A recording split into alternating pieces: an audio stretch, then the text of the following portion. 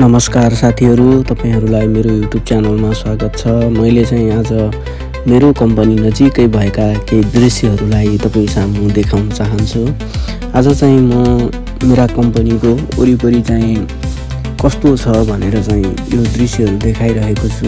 यहाँ चाहिँ बाटोहरू चाहिँ प्राय फराकिलो नै छ, कम्पनीहरू चाहिँ एकदमै धेरै छन् र यहाँ चाहिँ मानिसहरू चाहिँ आवत जावत चाहिँ त्यति धेरै हुँदैन। किन भन्दा कम्पनी समयमा चाहिँ काम गर्ने समयमा मात्रै मानिसहरू एकदमै धेरै हुने गर्दछन् र अहिले चाहिँ यतिखेर यहाँ वरिपरि विदेशीहरू पनि त्यति धेरै छैनन्। विदेशीहरू चाहिँ 2-3वटा कम्पनीमा मात्रै छन्। त्यसैले मानिसहरूको गाडीहरूको आवत जावत चाहिँ कमै हुन्छ। किनकि आज मैले आइतबारको दिनमा यो भिडियो बनाइरहेको हुनाले, आइतबार छुट्टीको दिन पनि भएको हुनाले त्यति धेरै गाडीहरू पनि यहाँ गुड्दैनन्। यहाँ चाहिँ एकदमै धेरै नयाँ कम्पनीहरू खोल्न लागिरहेका छन्। जहाँसो लाग्छ 100-200वटा 300वटा कम्पनी चाहिँ यहाँ बढिरहेका छन् र सुरुवाती भइरहेका 20-30वटा जति कम्पनीहरू होलान् र यसमध्येमा 4-5वटा कम्पनीमा चाहिँ विदेशीहरू छन् र यहाँको बाटोहरू चाहिँ एकदमै फराकिलो। हेर्नुहोस् त कस्तो राम्रो छ, फराकिलो बाटोहरू छ। गाडीहरूको आवत जावत त्यति धेरै नहुने भए पनि बाटोहरू चाहिँ एकदमै व्यवस्थित छ, फराकिलो छ। आज निकै घाम लागिरहेको छ, मौसम एकदमै सफा छ, क्लियर छ। त्यसैले पनि मैले यो भिडियोहरू बनाउन मन लाग्यो र तपाईहरु सामु यो भिडियोहरू प्रस्तुत गर्न मन लागेर मैले आज यो भिडियो बनाइरहेको छु। यहाँ चाहिँ भर्खरै फुल फुल्ने बेला हुन लागिरहेको छ यो कोरियाको। भन्दा यो वसन्त ऋतु पनि पलाइरहेको छ। आँखा कति राम्रो डगेन्दा मलाई थर्काउँदै थियो यसले। यहाँ चाहिँ यो चाहिँ ओरियन कम्पनी हो। विशेष त ओरियन कोरियामा चाहिँ एकदमै धेरै यो खानेकुराको एउटा कम्पनीमा पर्दछ यो ओरियन। र यहाँ चाहिँ अलि अगाडि चाहिँ ह्युन्डे खङचाङ भन्ने छ, जसमा चाहिँ एकदम यो छल ह्युन्डे कम्पनी रहेको छ, छल कम्पनी रहेको छ। यहाँ चाहिँ विशेष गरेर एकदमै धेरै काम हुने गर्दछ शनिबार र अरू दिनमा पनि। काम गर्ने समयमा पनि तपाईँको बेलुका बिहान 8 बजेबाट बेलुका 10 बजेसम्म 8 बजेसम्म त्यस्तो काम हुने गर्दछ। यहाँ चाहिँ एकदमै सफा छ, क्लियर छ। मानिसहरू चाहिँ त्यति धेरै छैनन्। त्यो परको चाहिँ यो ख्योङदे थेक्बे हो, ख्योङदेङ भन्ने थेक्बे हो, यो थेक्बे कम्पनी हो। यसले चाहिँ यहाँ शाखा राखेको छ र यहाँ विभिन्न नयाँ कम्पनीहरू एकदमै थुप्रै खोलिरहेका छन्। त्यो अगाडि चाहिँ एकदमै ठुलो कम्पनी छ केसिएमटी भन्ने, एकदमै निकै चलेको कम्पनी हो कोरियामा र कोरियनहरू चाहिँ त्यसमा एकदमै धेरै काम गर्ने रहेका छन्।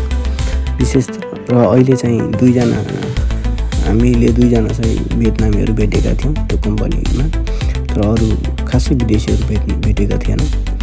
यहाँ कम्पनीहरू पनि निकै बन्दै गरेका छन्। आज सम्भवतः एकदमै घाम लागेको छ। म चाहिँ अहिले अब यसरी समुद्रको तीरतिर जाँदैछु, समुद्रको छेउतिर जाँदैछु। किनभने विशेष त कोरियनहरू चाहिँ छुट्टीको समयमा आफूहरू यस्तै समुद्रको छेउछाउतिर, विशेष त अलिक बढी मानिसहरू घुलमिल हुने ठाउँतिर यसरी गाडी लिएर आएर माछा मार्ने हो कि अब आफ्नै तरिकाले रमाइलोसँग घुम्न मर्ने हो कि त्यसरी प्राय बिताउने गर्दछ। र विभिन्न रेस्टुरेन्टहरू पनि प्राय यो समुद्रको छेउतिर नै रहेका छन् हाम्रो ठाउँमा। र यहाँ चाहिँ भर्खरै पालुवा पलाउँदै गरेका छन्। जस्तो नेपालमा पनि हरियाली सुरु हुन लागेको मौसम छ, यहाँ पनि हरियाली भर्खरै पलाउन लागेको छ। तर ठुला बुट्टाहरू छैन, यहाँ बुट्यान मात्रै छन्। अब यो चाहिँ ससेङको यो समुद्र हो। विशेष त एकदमै राम्रो छ। हेर्नुहोस् त कस्तो राम्रो छ। विशेष यहाँ माछा मार्ने अनि मिठोहरू चाहिँ विशेष गरेर एकदमै धेरै टिप्ने गरिन्छ यो एरियामा।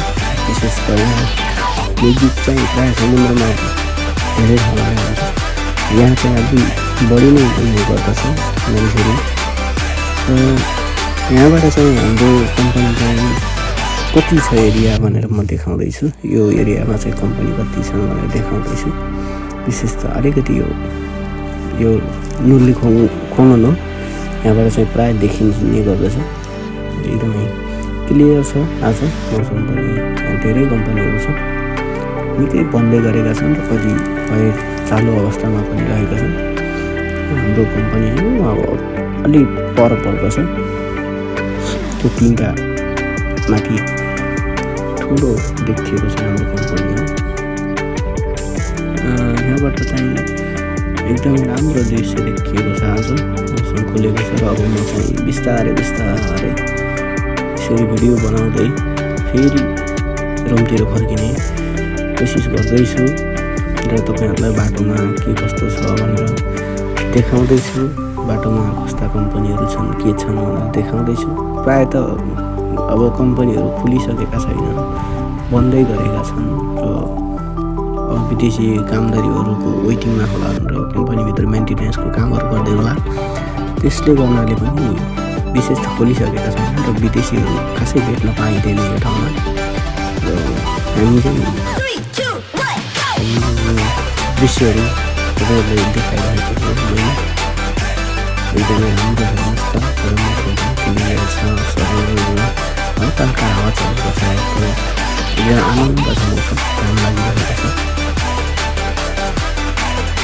गाडीहरू पनि फुट्ट हिँड्ने गर्छन् र यसरी एरियामा चाहिँ विशेष गरेर ठाउँमा नुली खोङ्गनहरू बनाइदिएको हुन्छ, जसमा चाहिँ प्रतीक्षालयहरू पनि बस्ने व्यवस्था गराएको हुन्छ। यसरी एकदमै सुविधा बनाएको हुन्छ। सायद पुरानो होला, तर अब यहाँ मान्छे नै भेटिँदैनन्, मान्छे नै हुँदैनन् प्राय। अब विशेष त सहर केन्द्रित भइसकेको हुनाले कोरियामा विशेष त अलि यस्तो ठाउँहरूमा चाहिँ मानिसहरूको भिडभाड कमै देखिने गर्दछ। अब चाहिँ म यहाँबाट आफ्नो कोठातिर फर्किने क्रममा छु।